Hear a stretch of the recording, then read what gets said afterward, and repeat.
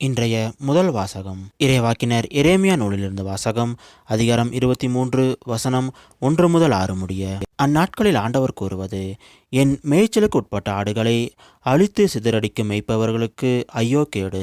தம் மக்களை வழிநடத்தும் மெய்ப்பவர்களுக்கு எதிராக இஸ்ரேலின் கடவுளாகிய ஆண்டவர் கூறுவது இதுவே: நீங்கள் என் மந்தையை சிதறடித்து விட்டீர்கள், அதனை துரத்தி அடித்தீர்கள், அதனை பராமரிக்கவில்லை. இதோ உங்கள் தீச்செயல்களின் காரணமாக உங்களை தண்டிக்கப் போகிறேன் என்கிறார் ஆண்டவர். என் மந்தையில் எஞ்சியிருக்கும் ஆடுகளை நான் துரத்தி அடித்த அனைத்து நாடுகளிலிருந்தும் கூட்டிச் சேர்த்து அவர்களுக்குரிய ஆட்டுப்பட்டிக்கு கொண்டு வருவேன்.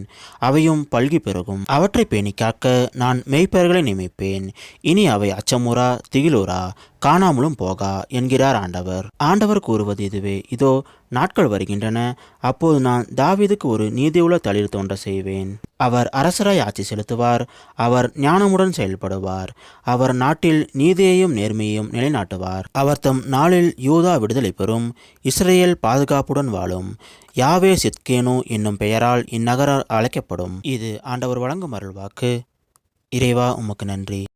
இன்றைய இரண்டாம் வாசகம் எபிரேயருக்கு எழுதிய திருமுகத்திலிருந்து வாசகம். அதிகாரம் 2 வசனம் 13 முதல் 18 முடிய. சகோதர சகோதரிகளே, நான் அவர் மேல் என் நம்பிக்கையை நிலைநிற்கச் செய்வேன் என்றும், இதோ நானும் கடவுள் எனக்கு அளித்த குழந்தைகளும் அவ்வாறு செய்வோம் என்றும் அவர் கூறியுள்ளார். ஊனும் இரத்தமும் கொண்ட அப்பிள்ளைகளைப் போல் அவரும் அதே இயல்பில் பங்கு கொண்டார். இவ்வாறு சாவின் மேல் ஆற்றல் கொண்டிருந்த அழகையை சாவின் வழியாகவே அழித்துவிட்டார். வாழ்நாள் முழுவதும் சாவு பற்றிய அச்சத்தினால் அடிமைப்பட்டிருந்தவர்களை விடுவித்தார்.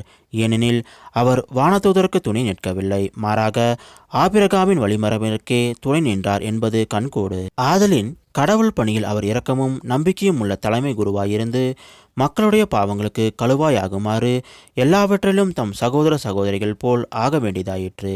இவ்வாறு தாமே சோதனைக்கு உள்ளாகி துன்பப்பட்டதனால் சோதிக்கப்படுவோருக்கு உதவி செய்ய அவர் வல்லவர். இது ஆண்டவர் வழங்கும் அருள்வாக்கு. இறைவா, உமக்கு நன்றி. இன்றைய நற்செய்தி புனித மாற்கு எழுதிய நற்செய்தியிலிருந்து வாசகம். அதிகாரம் 6 வசனம் 30 முதல் 34 முடிய.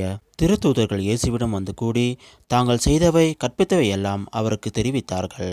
அவர் அவர்களிடம், நீங்கள் பாலை நிலத்தில் உள்ள தனிமையான ஒரு இடத்துக்கு சென்று சற்று ஓய்விடுங்கள் என்றார்.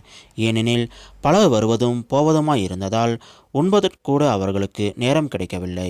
அவ்வாறே அவர்கள் படகேறி பாலை நிலத்தில் உள்ள தனிமையான ஒரு இடத்துக்கு சென்றார்கள். அவர்கள் புறப்பட்டு போவதை மக்கள் பார்த்தார்கள்.